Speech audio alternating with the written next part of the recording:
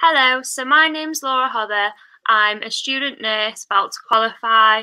I'm a member of the RCN and I'm on Nurses United's core leadership team. And here speaking with me today is Geoff. I'm going to be asking Geoff a few questions. He is a mental health nurse from Scotland and he is an RCN board member. Council member as well. Yeah, council member as well. So, Geoff, what we want to ask today is what processes are in place to keep patients safe if we go on strike? Yeah, that's always a concern about from nurses because we're there to keep people safe. I suppose the best example is to look what we did over in Northern Ireland very, very recently.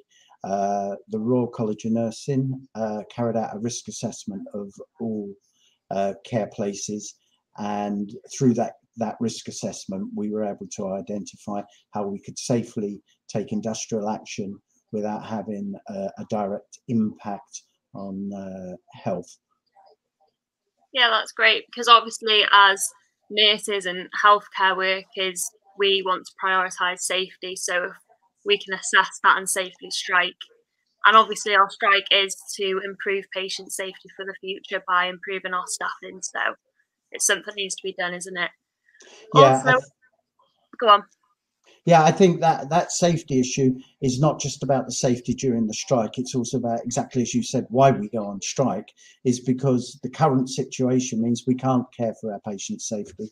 So it's safety during the strike, and it's safety. The strike is for our safety afterwards. Yeah, exactly. Completely agree. So also, my next question is, what do our unions do for their members? In what sense do you mean? So what kind of protection are they going to offer us and things like that? Yeah, absolutely. Very good point. So I know more about the Royal College of Nursing, but the other unions did exactly the same. We've contacted the NMC, and they've guaranteed that it is absolutely our right to take industrial action if we feel we need to, as long as we don't compromise patient safety, which we won't do, and that the Royal College of Nursing will protect anybody who comes under pressure where for taking industrial action, because the Royal College of Nursing has been quite clear that it is your right to take industrial action if you feel that you need to.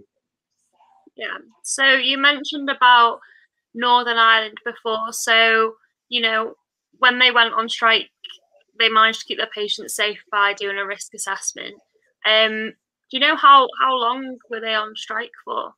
Yeah, well, it was over about a 3 or 4 week period, but initially it was 1 day strike, then 2 day, and then it was into 3 day strike. So it was separated to give the employers and the government an opportunity to step in. And the longer it took them, then the more industrial action the nursing staff and healthcare workers in Northern Ireland stepped up to ensure that we weren't just going to be walked over and ignored as we have in the past. Yeah, exactly. I think it's come a time now, hasn't it? We've tried other tactics. We've had petitions, submissions to pay review body.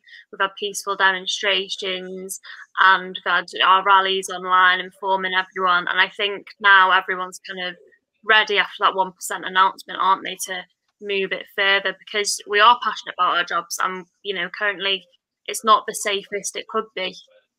No, that's absolutely right. And I mean, we're not saying we're going on strike tomorrow, but we've laid down the message to the government that unless you change that 1%, unless you start addressing staff numbers so that our patients are safe, we will take industrial action if need be.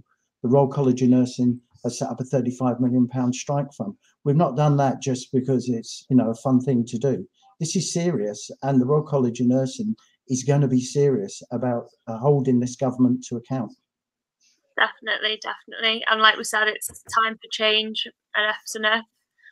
Is there anything else you'd like to add that you think NHS workers might want to know, Geoff? Yeah, I think it's important that the NHS workers in whatever your union is that you start engaging with the union, because it will be a two-way process. Your union will be there to defend your rights, will be there to fight for your cause, but only if you engage with them. So it's a two-way process, and I would encourage everybody to make sure you're fully engaged with your union.